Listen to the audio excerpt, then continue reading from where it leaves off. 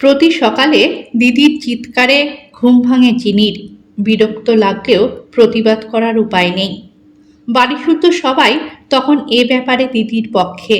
সবাই দিদির পক্ষ নেবে নাই বা কেন? চিনির দিদি গিনি তো ঠিক চিৎকার করে না, গলা সাধে। প্রতিদিন ভোর ৫টায় উঠে তানপুরা সহযোগে রেওয়াজ করে গিনি। জন্মের পরে মাত্র ৩ বছর গান গায়নি সে। তারপর থেকে জীবনের প্রতিটা পর্বে গিনির সঙ্গীত আর গান। চিনির আবার ছোটবেলা থেকেই বিরক্তি গানের উপর। সাত সকালে উঠে দিদি এমন কৃচ্ছ সাধন করে বলেই হয়তো চিনির এমন মনোভাব। টক খায় না, আইসক্রিম খায় না, কোল্ড ড্রিঙ্কসের কথা তো ভাবতেও পারে না। এমনকি ঠান্ডা দই পর্যন্ত ছোঁয় না দিদি। তারপরেও দিদির চেহারা গোলমাটোল, নাদুস নুদুস। চিনির বক্তব্য সাত সকালে উঠে বসে বসে গান গায় বলেই ওর চেহারার এই হাল। সকাল সকাল একটু তাণ্ডব করে নিলে আর সমস্যা হতো না। গিনি কোনোদিন শরীরচর্চা নিয়ে ভাবেইনি, খালি পড়াশুনো করেছে আর গান গেয়েছে। গান যেন ওর শরীর মনের সঙ্গে মিশে আছে। গানটা গিনি অন্য কারোর জন্য গায় না, গায় শুধু নিজের জন্য, নিজের খুশির জন্য। ওর পড়াশোনাও সঙ্গীত নিয়ে, উচ্চশিক্ষার বিষয়ও তাই। এখন সঙ্গীত নিয়ে কর্মসংস্থানের খোঁজে রয়েছে সে। গান শেখার প্রধান কাণ্ডারি ওদের মা। বড় মেয়ের গলায় সুর আছে, সে কথা বুঝতে পেরে মাত্র ৩ বছর বয়সে প্রতাপ স্যারের কাছে নিয়ে গিয়েছিল মা। বাকি ঘষে মেজে তৈরি করেছেন প্রতাপ স্যারই। বোনটা যে কেন এমন সঙ্গীত বিমুখ হয়েছে সে কথা বুঝতে পারে না গিনি। আসলে নিজেকে বড্ড বেশি ভালোবাসে চিনি, আর নিজের শরীরটাকে মনে করে শিল্প।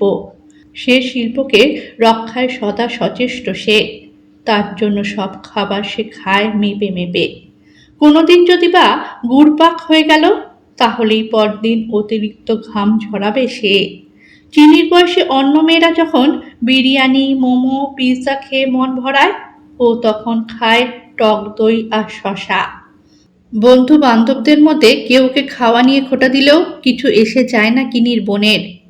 ফিটনেস ট্রেনার হিসেবে কাজ করার ইচ্ছে চিনির। নিজের শরীরটাকে যেভাবে সাজিয়ে রেখেছে সেভাবেই অন্যদের শরীরকেও সুন্দর করে দেখতে চায় ও।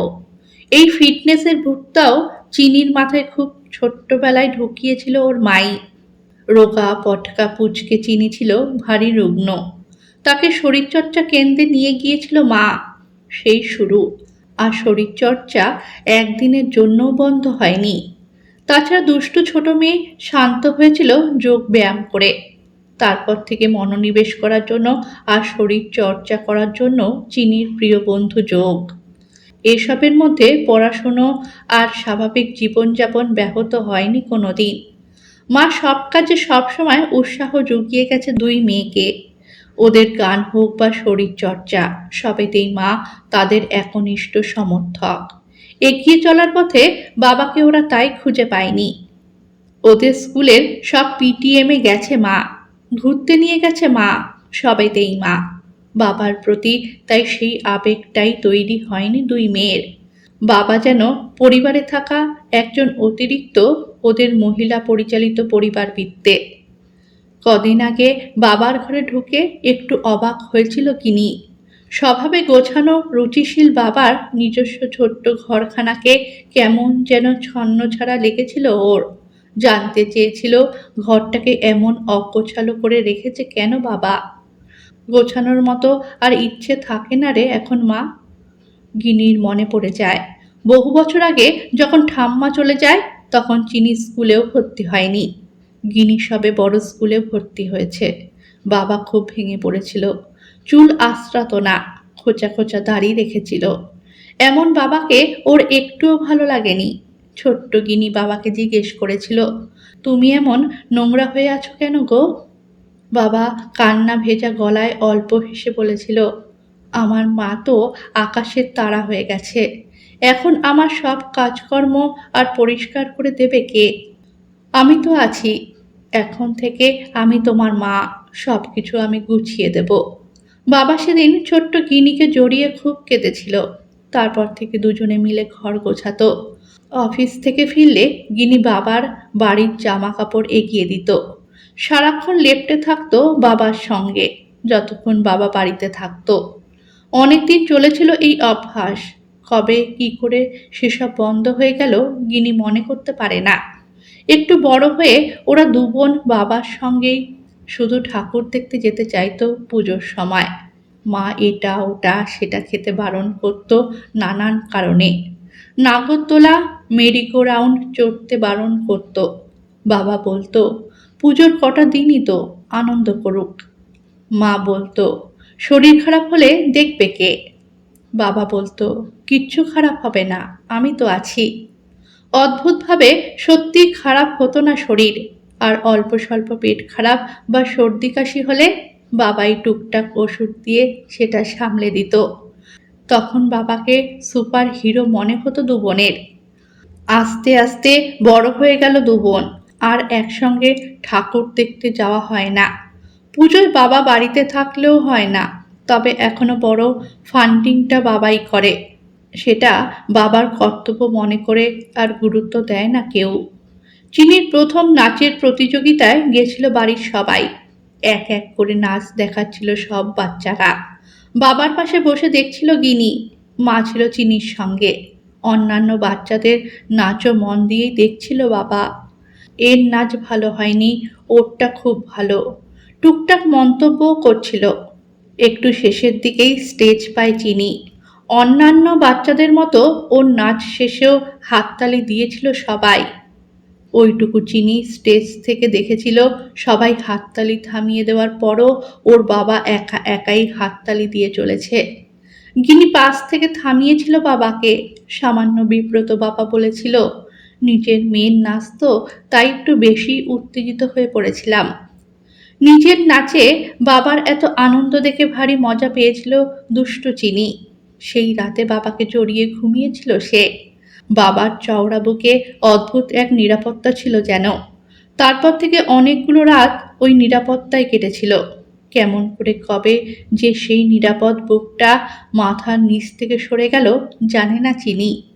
খুব ছোটবেলায় কোনো গানের প্রতিযোগিতায় অংশগ্রহণ করেনি গিনি।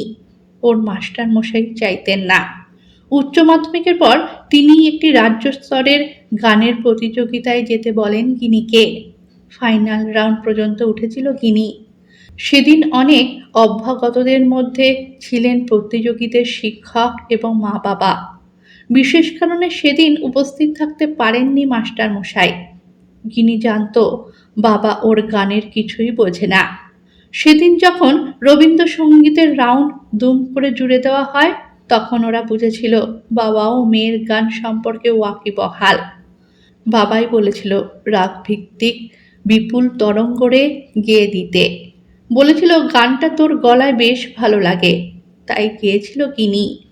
পুরস্কার পেয়ে বাবার কাছে জানতে চেয়েছিল তুমি জানো আমি কি কি গান গাই। সব না জানলেও কিছু তো জানি। সেদিন গিনি বুঝেছিল বাবা তার মেয়ের সম্পর্কে অনেকটাই জানে, তবে সব কিছু দেখায় না, প্রকাশও করে না। দিদির গান ভালোবাসলেও সকাল সকাল ওই রেওয়াজটা পছন্দ হয় না চিনির। তবে আজকের ব্যাপারটা অন্যরকম। একই দিনে তো উদযাপিত হয় সঙ্গীত দিবস আর যোগ দিবস। সেদিন সকাল সকাল দুজনেরই ব্যস্ততা। গিনি সুরের মূর্ছনায় যোগাসন করবে চিনি, এমনই ওদের পরিকল্পনা। ছাদে উঠে হবে ওদের পরিকল্পনার রূপায়ণ। সেই পরিকল্পনা মাফিক ছাদে ওঠে দু বোন, কিন্তু দুজনেই পারফর্ম করলে রেকর্ড করবে কে। মাকে ডাকা বৃথা, মায়ের দ্বারা ওসব হয় না। একখানা চেয়ারের উপর রাখা হয় ফোন, পজিশন মন মতো হয় না। হঠাৎ একটা কথা ওদের সমস্যার সমাধান করে দেয়। আমি কি তোমাদের কোনো কাজে আসতে পারি? আমাদের ভিডিওটা তুমি করে দেবে বাবা? অবশ্যই, তোমার ফোনেই করো, পরে আমাদের দিয়ে দেবে। আমার ক্যামেরা ভালো না রে, তোদেরটা দিয়েই করি। সম্মত হয় ওরা। পারফর্ম করে দুই মেয়ে। বাবা ঘুরে ঘুরে রেকর্ড করে সবটা। ফোন ওদের হাতে দিয়ে নিচে চলে যায় বাবা। গিনি চিনি দেখে কি দারুণ ভিডিও করেছে বাবা, একেবারেই পারফেক্ট। ওদের মনে পড়ে একসময় বাবা ভিডিও প্রোডাকশন শিখেছিল, শখে করত। সংসারের চাপে বন্ধ হয়ে যায়, আবার বাবার সেই দক্ষতা প্রকাশ পেল দুই মেয়ের সান্নিধ্যে। ওরা সেই ভিডিও প্রকাশ করে সোশ্যাল মিডিয়ার পাতায়, ক্যামেরা ক্রেডিটে বাবার নাম। বেলায় মেয়েরা বাবাকে বলে কিছু টাকা দু বোনের অ্যাকাউন্টে ট্রান্সফার করতে। টাকার অঙ্ক শুনে খানিক অবাক হয় বাবা, বলেন এত টাকা কি হবে? গিনি বলে এখন এটা ধার, চাকরি পেয়ে শোধ করে দেব।